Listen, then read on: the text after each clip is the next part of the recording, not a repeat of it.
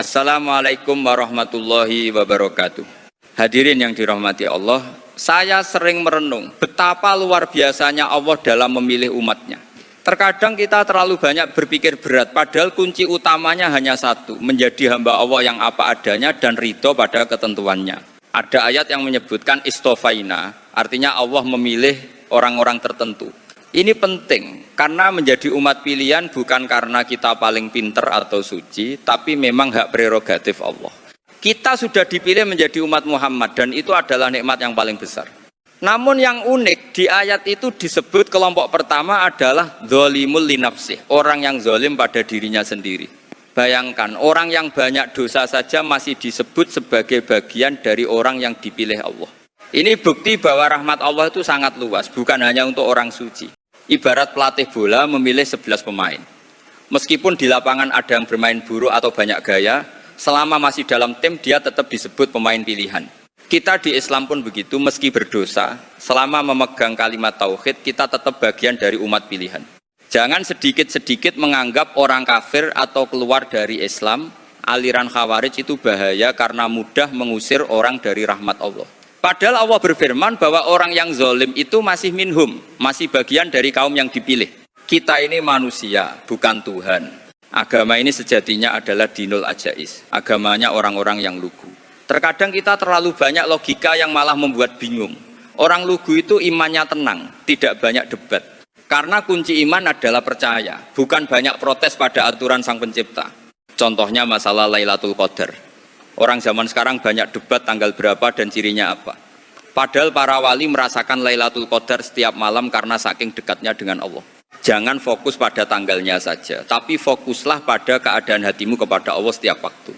Ada cerita tentang wanita nakal yang diampuni dosanya karena memberi minum anjing yang kehausan. Dia tidak istighfar secara lisan, tapi tindakan mulianya membuat Allah simpati. Terkadang Allah memberi ampunan karena satu tindakan yang kita anggap sepele, tapi di mata Allah sangat besar. Ilmu itu seharusnya membuat kita tawadhu. Jangan mentang-mentang pintar membaca kitab lalu merasa lebih mulia. Salman Al-Farisi saja enggan dipanggil orang mulia di dunia. Katanya, panggil aku mulia jika aku sudah pasti masuk surga, jika belum aku masih orang yang terhina. Masalah warisan atau faraid juga begitu. Jangan diotak-atik dengan logika keadilan manusia. Aturan Allah itu sudah presisi.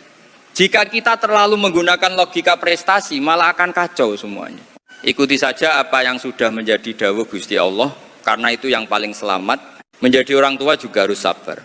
Anak adalah orang yang paling berhak merepotkan orang tuanya.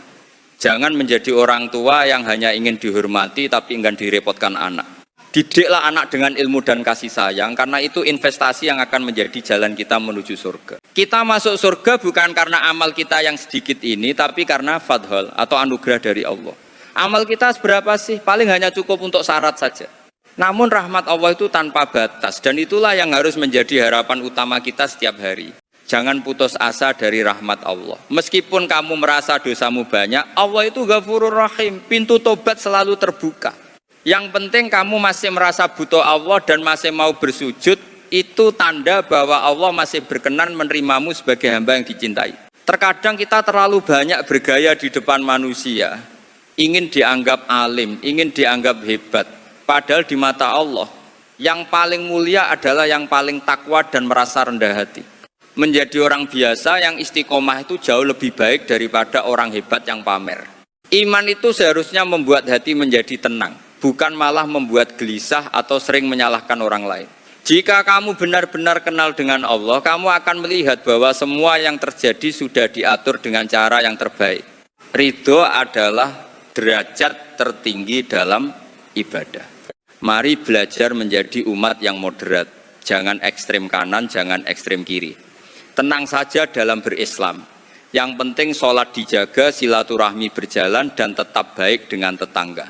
Itu sudah tanda bahwa kita adalah umat yang benar-benar menjadi pilihan Allah. Gusti Allah itu nikmatul maula, sebaik-baik pelindung. Selama kita masih memiliki Tuhan bernama Allah, kita tidak perlu takut dengan nasib dunia. Indonesia ini sudah banyak masalah, tapi buktinya kita masih bisa tertawa dan mengaji. Itu semua karena pertolongan Allah semata. Terakhir, saya berpesan, jadilah muslim yang menyenangkan. Jangan menjadi muslim yang menakuti orang lain. Tunjukkan bahwa Islam itu rahmatan lil alamin, membawa kedamaian bagi siapa saja. Kita adalah pembawa risalah kasih sayang, bukan pembawa pedang yang hanya ingin menghakimi. Semoga kita semua diakui sebagai umat Kanjeng Nabi Muhammad yang husnul khotimah. Meskipun kita banyak salah, semoga Allah tetap menulis nama kita dalam daftar orang-orang yang akan dikumpulkan di surga Allah yang indah. Amin ya rabbal alamin. Cukup sekian dari saya, semoga ada manfaatnya bagi kita semua. Mohon maaf bila ada kesalahan. Wassalamualaikum warahmatullahi wabarakatuh.